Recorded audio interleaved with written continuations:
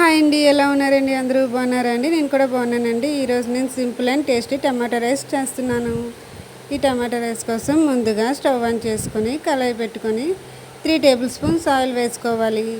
ఈ ఆయిల్ లైట్గా వేడైన తర్వాత ఇందులోని 2 స్టార్ పువ్వులు,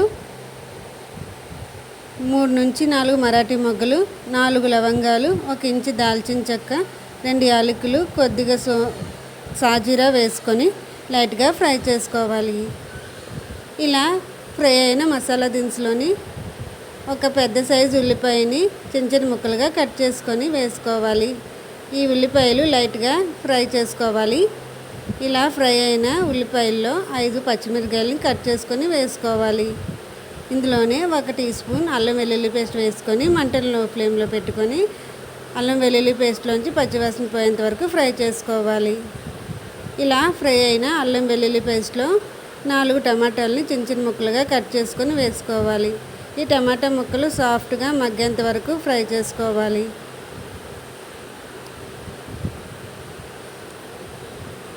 కొద్దిగా సాల్ట్ వేసుకుంటే టమాటాలు తొందరగా మగ్గిపోతాయి. ఒకసారి ఇలా టమాటాలని కలుపుకొని మూత పెట్టుకొని ఈ టమాటాలని సాఫ్ట్గా కుక్ అయ్యేంత వరకు ఫ్రై చేసుకోవాలి. టమాటాలని ఇలా మూత పెట్టుకొని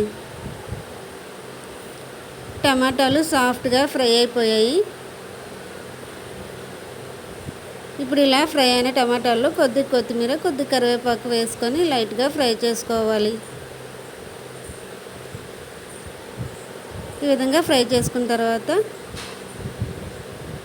1 గ్లాసు రైస్ తీసుకున్నానండి. నేను 3 టైమ్స్ వాటర్తో వాష్ చేసుకొని ఈ టమాటాల్లో వేసుకున్నాను. ఇందులో 1/2 టీ స్పూన్ గరం మసాలా కూడా వేసుకున్నాను. మంటను లో ఫ్లేమ్లో పెట్టుకొని 2 మినిట్స్ ఈ రైస్ని బాగా ఫ్రై చేసుకోవాలి. ఈ విధంగా ఫ్రై చేసుకోవడం వల్ల టమాటో రైస్ చాలా టేస్టీగా ఉంటుంది. మీరు ఈ రైస్ ప్లేస్లో బాస్మతి రైస్ అయినా తీసుకోవచ్చు. నేను 1 గ్లాస్ రైస్ తీసుకున్నాను. ఇక్కడ 1 గ్లాస్ రైస్కి నేను 2 గ్లాస్ వాటర్ వేసుకుంటున్నాను.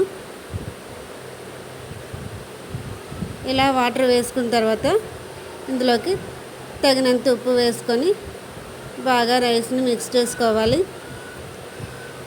మూత పెట్టుకొని 5 నిమిషాలు హై ఫ్లేమ్లో ఈ రైస్ని బాయిల్ చేసుకోవాలి.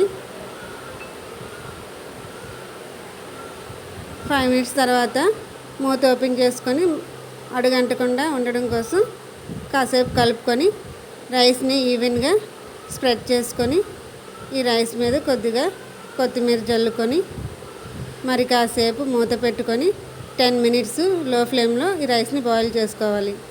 10 మినిట్స్ అయిందండి. రైస్ చక్కగా బాయిల్ అయిపోయింది. ఇప్పుడు ఈ రైస్ మీద మళ్ళీ మూత పెట్టుకొని ఒక 10 నిమిషాలు అలాగే ఉంచుకోవాలి, తీయకూడదు ఈ మూతని. 10 మినిట్స్ తర్వాత ప్లేట్లో సర్వ్ చేసుకున్నాను. ఎంతో tasty and simple tomato rice ready అయిపోయింది. మీకు నచ్చిందా అండి? అయితే మీరు కూడా ఒకసారి ట్రై చేయండి, మీకు తప్పకుండా నచ్చుతుంది.